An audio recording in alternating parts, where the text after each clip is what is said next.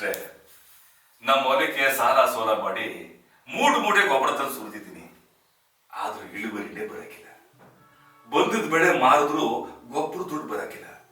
ಅಲ್ಲ, ನಿಮ್ ಹೊಲದಲ್ಲಿ ಫಸಲು ಅಷ್ಟೊಂದು ಫಸಲಾಗಿ ಬಂದೈತಲ್ಲ, ಏನಿದ್ರು ಗುಟ್ಟು ಮೇಷ್ಟ್ರೆ? ಅದರಲ್ಲಿ ಗುಟ್ಟೇನೂ ಇಲ್ಲ ಕುಮಾರಣ್ಣ. MNC ಅಗ್ರಿಕಲ್ಚರ್ ಪ್ರಾಡಕ್ಟ್ ಅನ್ನು ಬಳಸಿ ಸಾವಯವ ಕೃಷಿ ಮಾಡಿ ಸಾಲದಿಂದ ಮುಕ್ತರಾಗಿ ಎಲ್ಲಿವರೆಗೆ ನಮ್ಮ ರೈತರು ಬದಲಾಗಲ್ವೋ ಅಲ್ಲಿವರೆಗೆ ರೈತರು ಉದ್ಧಾರ ಆಗಲ್ಲ, ಈ ಮಣ್ಣು ಉದ್ಧಾರ ಆಗಲ್ಲ.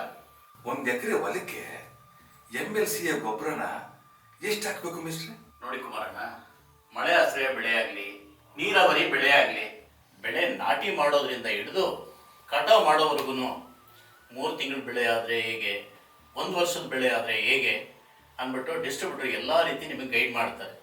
ಆ ಪ್ರಕಾರ ನೀವು MNC ಅಗ್ರಿಕಲ್ಚರ್ ಪ್ರಾಡಕ್ಟ್ಗಳನ್ನ ಬಳಸಿದ್ರಾಯ್ತು, ಇಳುವರಿ ಮಾತ್ರ ಅದ್ಭುತವಾಗಿ ಬರುತ್ತೆ.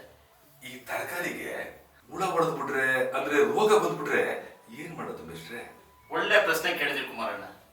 1 ತಿಂಗಳಲ್ಲಿ ಎಷ್ಟು ಸಲ ಔಷಧಿ ಹೊಡಿತೀರಿ?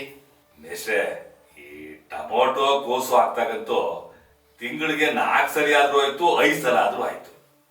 ಹಾಗೆಲ್ಲ ಮಾಡಬಾರ್ದು. ನಮ್ಮ MNC ಅಗ್ರಿಕಲ್ಚರ್ ಪ್ರಾಡಕ್ಟ್ ಅನ್ನ ಬಳಸಿದ್ರೆ ತಿಂಗಳಲ್ಲಿ 2 ಸಲ ಮಾತ್ರ ಕ್ರಿಮಿಕೀಟಗಳಿಗೆ ಔಷಧಿ ಹೊಡಿಬೇಕು.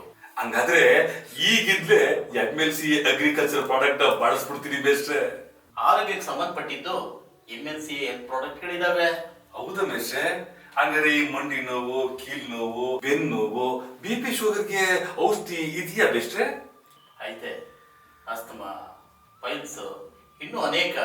ಅದರಲ್ಲೂ ಈ ಮದುವೆ ಆಗಿ 8 ವರ್ಷ ಆದ್ರೂ ಮಕ್ಕಳಾಗಿರಕ್ಕಿಲ್ವಲ್ಲ, ಅಂತವ್ರು ಕೂಡ ಸಂತಾನ ಬಗ್ಗೆ MNC ಪ್ರಾಡಕ್ಟ್ ಅನ್ನ ಬಳಸೋದ್ರಿಂದ ಸಿಕ್ಕಿದೆ. ಯಾರಾದ್ರೂ ಇದ್ರೆ ಹೇಳಿ ಅಂತವ್ರು. ಆಯ್ತಾ? ಆಯ್ತು ಮೇಷ್ಟ್ರೆ. ಆರೋಗ್ಯವೇ ಭಾಗ್ಯ.